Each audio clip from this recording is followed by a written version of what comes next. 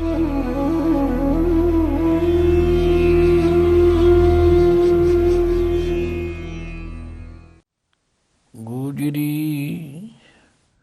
श्री जयदेव जियो का पदा कर चौथा। एक ओंकार सतगुर प्रसाद, परमाद पुरख मनोपिमं, सत आद भावरतं, परमद्भुतं परकृत परं, जद चिंत सर्वगतं। केवल राम नाम मनोरमं, बद अमृत तत्मयं, नंदनो जसमरणेन, जन्म जराद मरण भयं। रहाओ इच्छस जमाद पराभयं, जस स्वस्थ सुकृत कृतं। भवभूत भाव समभ्यं, परमं प्रसन्नमिदं। लोभाद दृष्ट परगृहं, जद विद आचरणं। तज सकल दोहकृत दुर्मति, भज चकर धर शरणं।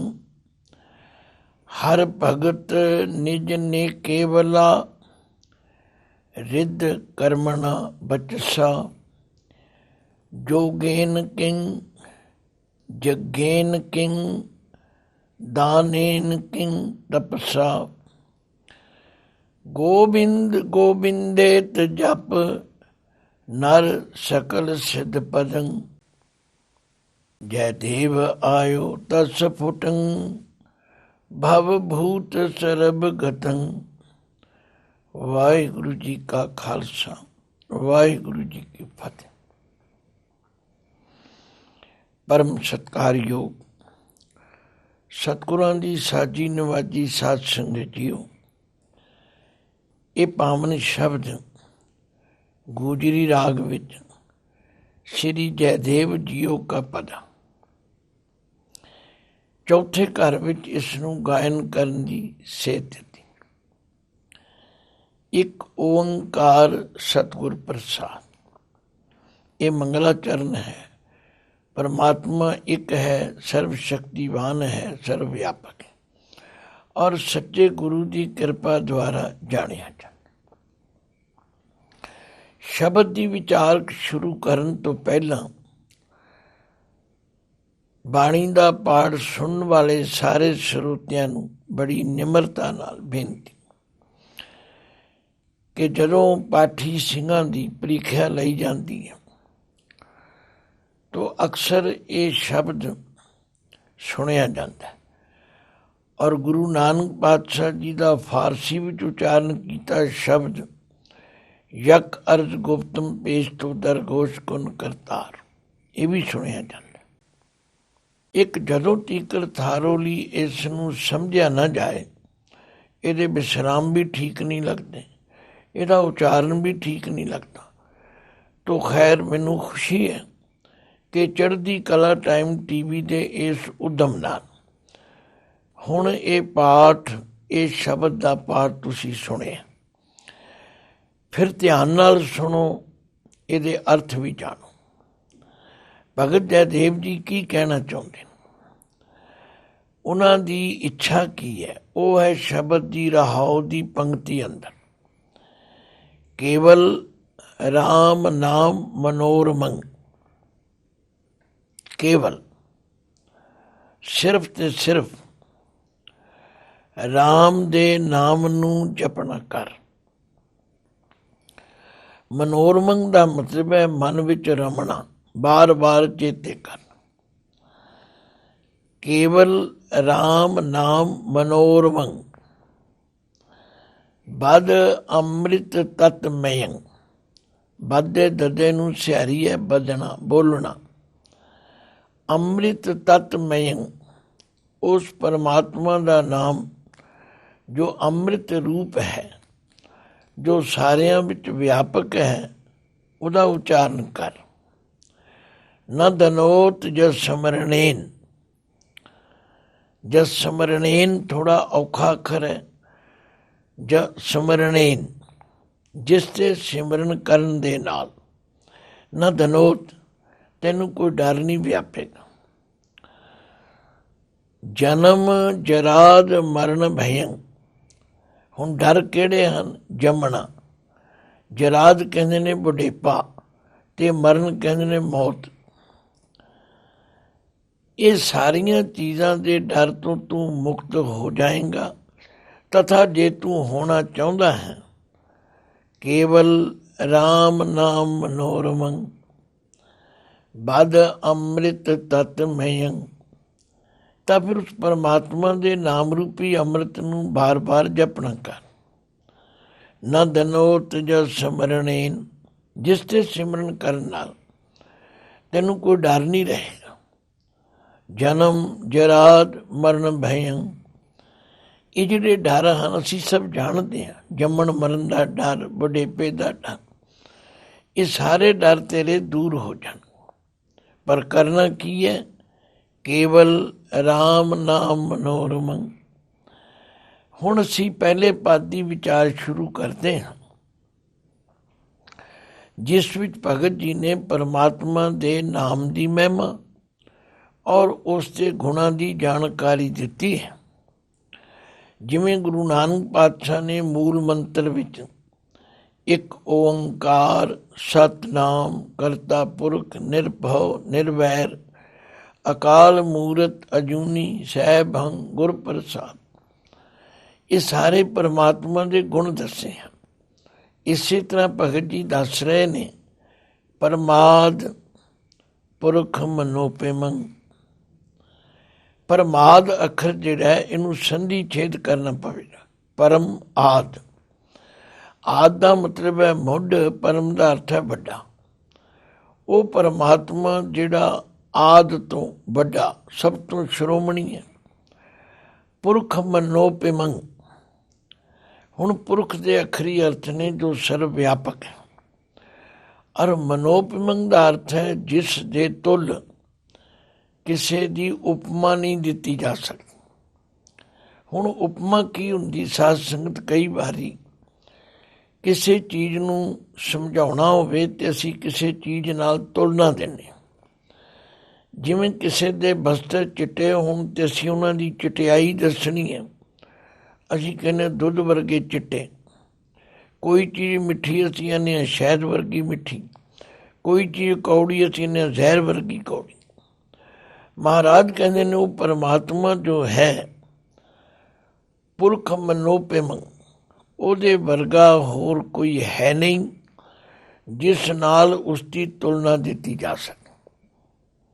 ਪਰਮਾਦ ਪੁਰਖ ਮਨੋਪਿਮੰ, ਉਹ ਜੋ ਪਰਮ ਆਦ ਸਭਸੇ ਬੜਾ ਹੈ, ਜਿਹਨੂੰ ਗੁਰੂ ਨਾਨਕ ਪਾਤਸ਼ਾਹ ਨੇ ਆਦ ਸੱਚ ਜੁਗਾਦ ਸੱਚ ਹੈ ਵੀ ਸੱਚ ਨਾਨਕ ਹੋਸੀ ਵੀ ਸੱਚ, ਉਹਦੇ ਵਰਗਾ ਹੋਰ ਕੋਈ ਹੈ ਨਹੀਂ। ਸਤ ਆਦ ਭਾਵ ਰਤਨ, ਹੁਣ ਇੱਥੇ ਸੱਤ ਅੱਖਰ ਜਿਹੜਾ ਤੱਤੇ ਨੂੰ ਸਿਆਰੀ ਨਾਲ ਹੈ। ਸਤ ਦਾ ਮਤਲਬ ਹੈ ਸਦਾ ਕਾਇਮ ਰਹਿਣ ਵਾਲਾ, ਹੋਂਦ ਵਾਲਾ, ਹਸਤੀ ਵਾਲਾ। ਕਿਉਂਕਿ ਗੁਰਬਾਣੀ ਵਿੱਚ ਸੱਤ ਅੱਖਰ ਤਿੰਨ ਰੂਪਾਂ ਵਿੱਚ ਆਉਂਦਾ। ਸੱਸਾ ਤੱਤਾ ਮੁਕਤਾ ਸੱਤ ਗਿਣਤੀ ਦੇ ਸੱਤ। ਸੱਸਾ ਤੱਤੇ ਨੂੰ ਔਂਕੜ ਸੱਤ, ਇਹ ਹਮੇਸ਼ਾ ਸੰਤੋਖ ਨਾਲ ਆਉਂਦਾ, ਦਾਨ ਆਚਰਨ ਕਰੈਕਟਰਵਾਦ। ਪਰ ਜਿਸ ਸੱਤ ਦੇ ਤੱਤੇ ਨੂੰ ਸਿਆਰੀ ਉਹਦਾ ਮਤਲਬ ਸਦਾ ਕਾਇਮ ਰਹਿਣ ਵਾਲਾ। ਆਦ ਭਾਵ ਰਤਨ, ਆਦ ਕਹੀਏ ਮੁੱਢ ਤੋਂ, ਭਾਵ ਕਹੀਏ ਜਿਸ ਦਾ ਸੁਭਾਅ ਪ੍ਰੇਮ ਹੈ। ਰਤਨ ਸਾਰਿਆਂ ਦੇ ਨਾਲ ਵਿਆਪਕ ਹੈ। ਪਰਮਾਦ ਪੁਰਖ ਮਨੋਪਿਮੰ ਸਤ ਆਦ ਭਾਵ ਰਤਨ ਪਰਮਦ ਭੁਤੰ। ਹੁਣ ਇਹ ਵੀ ਦੋ ਅੱਖਰਾਂ ਦਾ ਜੋੜ ਹੈ। ਪਰਮ ਅਦਭੁਤ, ਪਰਮ ਕਹੀਏ ਵੱਡਾ, ਅਦਭੁਤ ਮੈਨਾਂ ਅਸਚਰਜ। ਇਹ ਠੀਕ ਹੈ ਕਿ ਅਸੀਂ ਪਰਮਾਤਮਾ ਦੀ ਰਚਨਾ ਨੂੰ ਧਿਆਨ ਨਾਲ ਨਹੀਂ ਦੇਖਦੇ, ਪਰ ਜੇ ਦੇਖੀਏ ਤੇ ਉਹਦੀ ਸਾਰੀ ਰਚਨਾ ਅਦਭੁਤ ਹੈ, ਹੈਰਾਨ ਕਰ ਦੇਣ ਵਾਲੀ ਹੈ।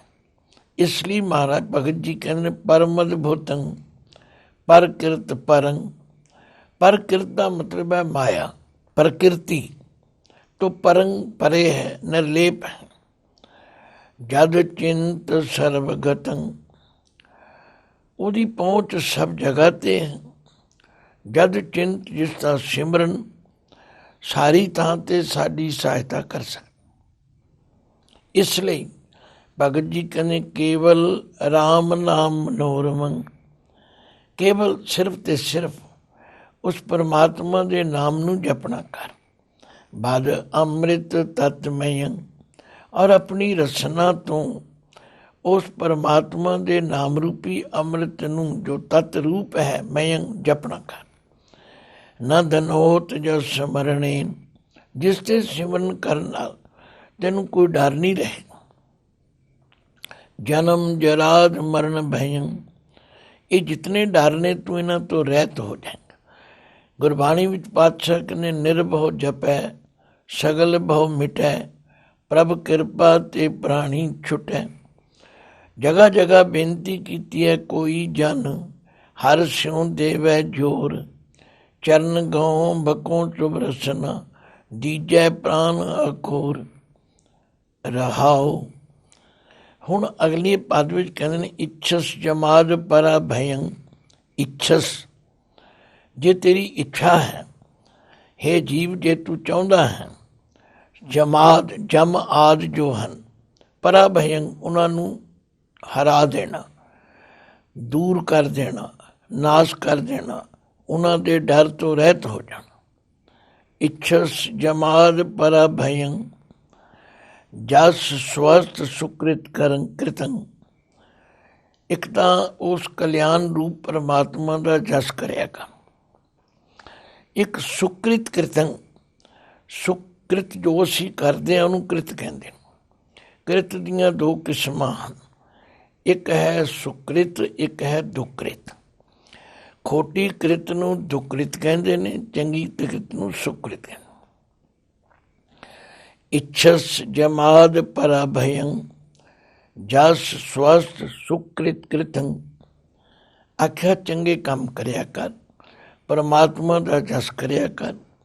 ਭਵ ਭੂਤ ਭਾਵ ਸਮਭਯੰ, ਭਵ ਕਹੀਏ ਜਿਹੜਾ ਬੀਤਿਆ ਸਮਾਂ ਹੈ, ਭੂਤ ਬੀਤਿਆ, ਭਵ ਹੋਣ ਵਾਲਾ, ਤੇ ਭਾਵ ਆਉਣ ਵਾਲਾ। ਕਿਉਂਕਿ ਤਿੰਨ ਸਮੇਂ ਕਹੇ ਜਾਂਦੇ ਨੇ, ਭੂਤ ਕਾਲ, ਭਵਿੱਖਤ ਕਾਲ ਤੇ ਵਰਤਮਾਨ ਕਾਲ। ਪਰਮਾਤਮਾ ਜਿਹੜਾ ਉਹ ਇਹਨਾਂ ਤਿੰਨਾਂ ਕਾਲਾਂ ਵਿੱਚ ਸਮਭਯੰ, ਬਰਾਬਰ ਹੈ। ਪਰਮੰ ਪ੍ਰਸੰਨ ਮਿਥੰ, ਜੋ ਸਭ ਤੋਂ ਵੱਡਾ ਤੇ ਪ੍ਰਸੰਨ ਰੂਪ ਹੈ, ਜਿਹਨੂੰ ਸਤ ਚਿੱਤ ਆਨੰਦ ਰੂਪ ਕਹਿੰਦੇ ਨੇ। ਇਹ ਤਾਂ ਹੈ ਉਹ ਕੰਮ ਜੋ ਕਰਨ ਦੇ ਨਾਲ ਅਸੀਂ ਪਰਮਾਤਮਾ ਦੇ ਨੇੜੇ ਹੋ ਸਕਦੇ ਹਾਂ, ਜਮਾਂ ਦੇ ਭੈ ਤੋਂ ਰਹਿਤ ਹੋ ਸਕਦੇ ਹਾਂ। ਕੁਝ ਪਰਹੇਜ਼ ਵੀ ਕਰਨੇ ਪੈਣਗੇ। ਲੋਭਾਦ ਦ੍ਰਿਸ਼ਟ ਪਰ ਗ੍ਰਹਿੰ, ਇੱਕ ਤਾਂ ਲੋਭ ਵਾਲੀ ਬਿਰਤੀ, ਇੱਕ ਪਰਾਏ ਘਰ ਵੱਲ ਭੈੜੀ ਦ੍ਰਿਸ਼ਟੀ ਨਾਲ ਦੇਖਣਾ। ਲੋਭਾਦ ਦ੍ਰਿਸ਼ਟ ਪਰ ਗ੍ਰਹਿੰ ਜਦ ਵਿਦ ਆਚਰਣੰ। ਜਦ ਵਿਦ ਆਚਰਣੰ ਦਾ ਮਤਲਬ ਉਹ ਆਚਰਨ ਜੋ ਅਬਿੱਧ ਹੈ, ਜੋ ਮਰਿਆਦਾ ਦੇ ਉਲਟ ਹੈ। ਜਿਹੜੇ ਕੰਮ ਮਰਿਆਦਾ ਵਿੱਚ ਨਹੀਂ ਹੈਗੇ, ਨਹੀਂ ਕਰਨੇ ਚਾਹੀਦੇ, ਇਹਨਾਂ ਨੂੰ ਤਿਆਗਣਾ ਕਰ। ਫਿਰ ਧਿਆਨ ਦਿਓ, ਲੋਭਾਦ ਦ੍ਰਿਸ਼ਟ ਪਰ ਗ੍ਰਹਿੰ ਜਦ ਵਿਦ ਆਚਰਣੰ, ਤਜ ਸਕਲ ਦੁਕ੍ਰਿਤ ਦੁਰਮਤੀ, ਭਜ ਚੱਕਰ ਧਰ ਸ਼ਰਣੰ। ਤਜ ਦੇ ਜੱਜੇ ਨੂੰ ਸਿਆਰੀ ਹੈ, ਤਜਣਾ ਕਰ, ਛੱਡਣਾ ਕਰ, ਤਿਆਗਣਾ ਕਰ।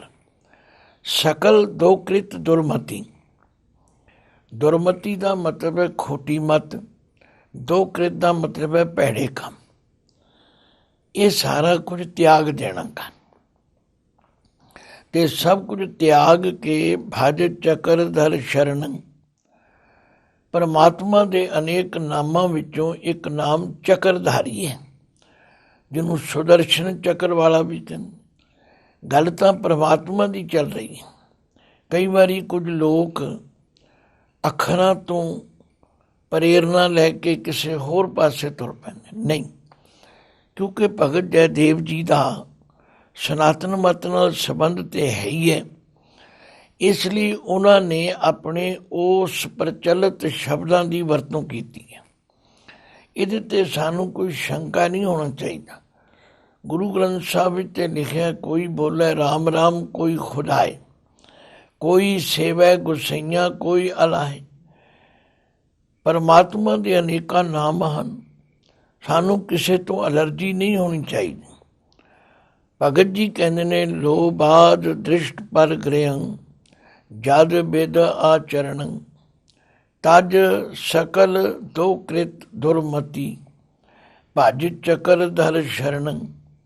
ਸਾਰੀ ਗੁਰਬਾਣੀ ਇਹੋ ਹੀ ਕਹਿੰਦੀ ਹੈ, ਭਾਈ ਕਰਮ ਕਾਂਡਾਂ ਨੂੰ ਛੱਡ ਕੇ, ਭੈੜੇ ਕੰਮਾਂ ਨੂੰ ਛੱਡ ਕੇ ਪਰਮਾਤਮਾ ਦੀ ਸ਼ਰਨ ਵਿੱਚ ਆ ਜਾਓ।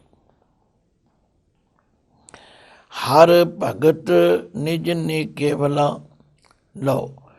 ਚੌਥੇ ਪਦ ਵਿੱਚ ਕਹਿੰਦੇ, ਜਿਹੜੇ ਹਰੀ ਦੇ ਭਗਤ ਹਨ, ਜਿਹੜੇ ਹਰੀ ਦਾ ਸਿਮਰਨ ਕਰਦੇ ਹਨ, ਨਿਜ ਨੇ ਕੇਵਲਾ, ਉਹ ਕੇਵਲ ਤੇ ਕੇਵਲ, ਸਿਰਫ ਤੇ ਸਿਰਫ ਪਰਮਾਤਮਾ ਦੀ ਭਗਤੀ ਕਰਨ ਵਾਲੇ ਕੀ ਕਰਦੇ ਨੇ? ਰਿੱਧ ਕਰਮਣਾ ਬਚਸਾ।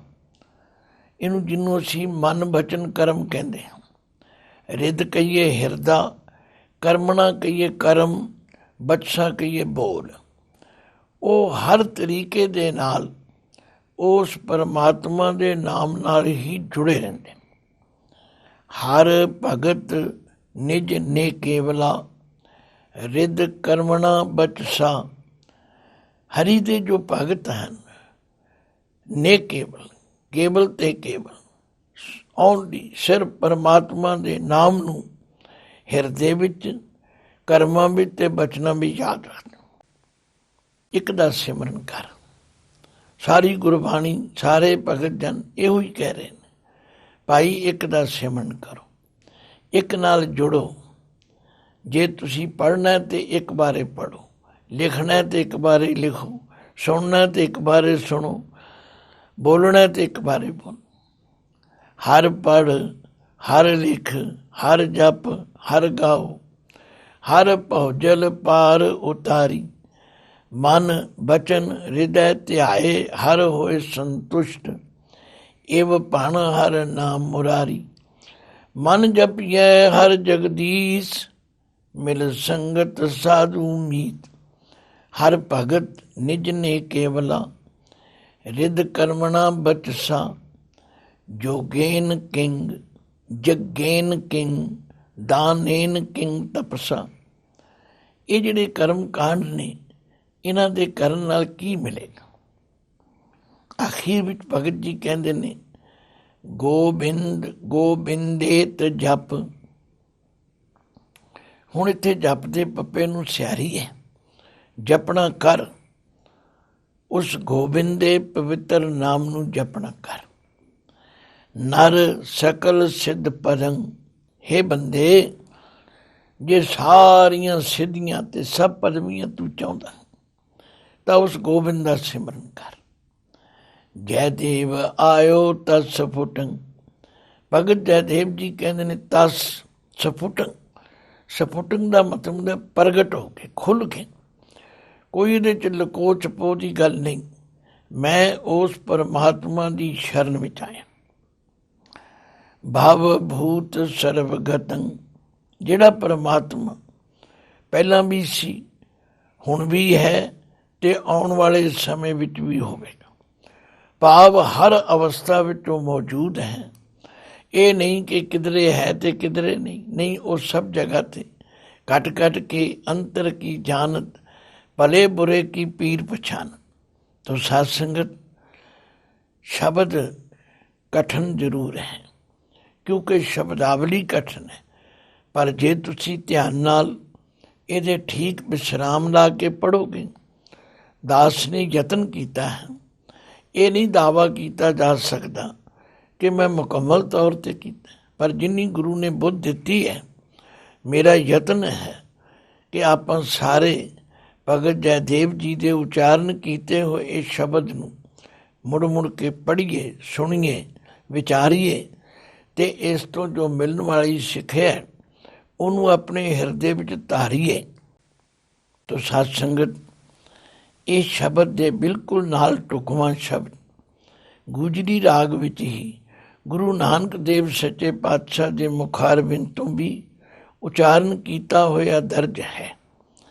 ਭਗਤ ਪ੍ਰੇਮ ਆਰਾਧਿਤੰ ਸਚ ਪਿਆਸ ਪਰਮ ਹਿਤੰ ਬਿਲਲਾਪ ਬਿਲਲ ਬਿਨੰਤੀਆ ਸੁਖ ਭਾਏ ਚਿਤ ਹਿਤੰ ਜਪ ਮਨ ਨਾਮ ਹਰ ਸ਼ਰਣੀ ਸੰਸਾਰ ਸਾਗਰ ਤਾਰ ਤਾਰਨ ਰਮ ਨਾਮ ਕਰ ਕਰਣੀ ਰਾਹੋ ਏ ਮਨ ਮਿਰਤ ਸ਼ੁਭ ਚਿੰਤਨ ਗੁਰ ਸ਼ਬਦ ਹਰ ਰਮਣੰ ਮਤ ਤਤ ਗਿਆਨੰ ਕਲਿਆਣ ਨਿਧਾਨੰ ਹਰ ਨਾਮ ਮਨ ਰਮਣੰ ਚਲ ਚਿਤ ਵਿਤ ਭ੍ਰਮਾ ਭ੍ਰਮੰ ਜਗ ਮੋਹ ਮਗਨ ਹਿਤੰ ਥਿਰ ਨਾਮ ਭਗਤ ਡਿੜੰ ਮਤੀ ਗੁਰ ਵਾਕ ਸ਼ਬਦ ਰਤੰ ਪਰਮਾਤ ਪਰਮ ਨ ਚੂਕਈ ਜਗ ਜਨਮ ਵਿਆਦ ਖਪੰ ਅਸਥਾਨ ਹਰ ਨੇ ਕੇਵਲੰ ਸਤ ਮਤੀ ਨਾਮ ਤਪੰ